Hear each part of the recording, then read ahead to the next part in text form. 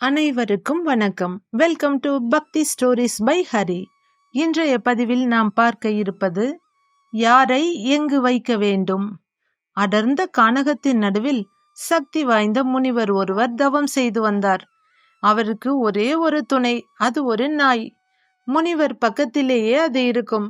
அவர் தவம் செய்யும் போது அவர் காலடியில் வந்து உட்கார்ந்து கொள்ளும். முனிவர் சாப்பிட்டு மிச்சம் வைக்கும் பழம் காய்களையே அதுவும் தின்றது. அசைவத்தின் பக்கம் போக கூட இல்லை. ஒரு நாள் பயங்கரமான சிறுத்தை ஒன்று அந்த நாயை வேட்டையாட துரத்தியது.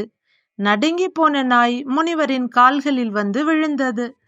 கவலைப்படாதே, நீ என் குழந்தை மாதிரி, நான் உன்னை காப்பாற்றுகிறேன். இந்த வினாடியே நான் என் மந்திர சக்தியால் உன்னையும் ஒரு சிறுத்தையாக, அந்த சிறுத்தையை விட பலம் மிகுந்த சிறுத்தையாக மாற்றிவிடுகிறேன் என்றபடி கண்களை மூடி மந்திரத்தை உச்சரித்தார். அடுத்த வினாடியே அந்த நாய் சிறுத்தையாக மாறிற்று. துரத்தி வந்த சிறுத்தை துண்டை காணோம், நாயை காணோம் என்று ஓடிற்று. ஒரு வாரம் ஆயிற்று. ஒரு பெரிய புலி அந்த பக்கம் வந்தது. ஆசிரமத்தில் இருந்த சிறுத்தையை பார்த்ததும் பசியுடன் துரத்தியது. வழக்கம் போல முனிவரை தஞ்சமடைந்தது சிறுத்தை வடிவில் இருந்த நாய். முனிவர் இப்போது சிறுத்தையை புலியாக மாற்றினார். அப்புறம் என்ன, இந்த புலியை கண்டதும் வந்த புலி தலை தெறிக்க ஓடி போயிற்று. உருமாற்றம் அடைந்த புலியோ இப்போது பழம் காய்களை சீண்டுவதில்லை. மெதுவாக முயலில் ஆரம்பித்து மான், பன்றி என்று ரகசியமாக வேட்டையாட ஆரம்பித்தது. அப்புறம் ஒரு மதம் கொண்ட யானை ஒன்று புலியை பந்தாட வர நம் புலி முனிவர் தயவில் யானையாக மாறி சேறு ஆறு என்று ஜாலியாக அலைந்து ஆசிரமம் பக்கம் கூட எப்போதுதான் வந்தது. கொஞ்ச நாள் கழித்து பெரிய சிங்கம் ஒன்று யானையை கொல்ல விரைந்து வந்தது. இப்போதும் முனிவர் அருளால் யானை சிங்கமாக மாறியது. அத்துடன் அதற்கு பிரச்சனை ஓய்ந்ததா என்றால் அதுதான் இல்லை.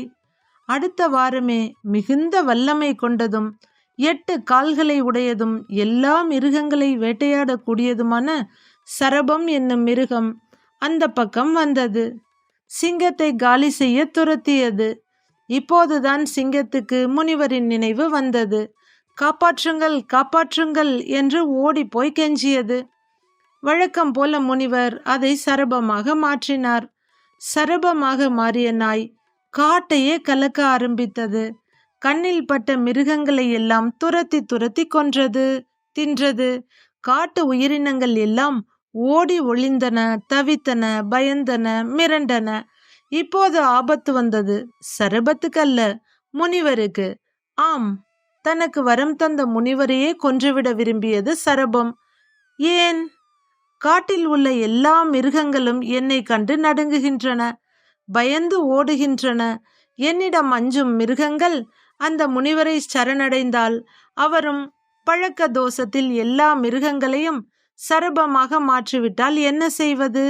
எனவே அந்த முனிவரை போட்டு தள்ளிவிட்டால் நான் மட்டுமே சரபமாக இருப்பேன் என்று கொக்கரித்த சரபம் முனிவரை கொல்ல நெருங்கியது.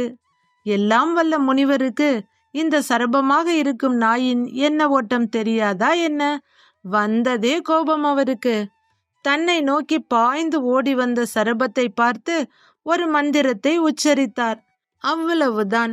அடுத்த வினாடியே அந்த சரபம் பழையபடி நாயாக, முனிவரின் காலடியில் கிடக்கும் நாயாக மாறியது.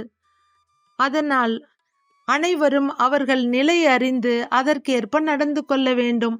ஒருவரை பார்த்து நாம் அளவுக்கு மீறி பரிதாபப்பட்டால் கடைசியில் அது நமக்கே வினையாக கூட வந்து முடிந்துவிடும். இக்கதையை படித்த கேட்ட அனைவருக்கும் நன்றி. கதை பிடித்திருந்தால் நமது சேனலை லைக் செய்து சப்ஸ்கிரைப் செய்து கொள்ளுங்கள். நன்றி, வணக்கம்.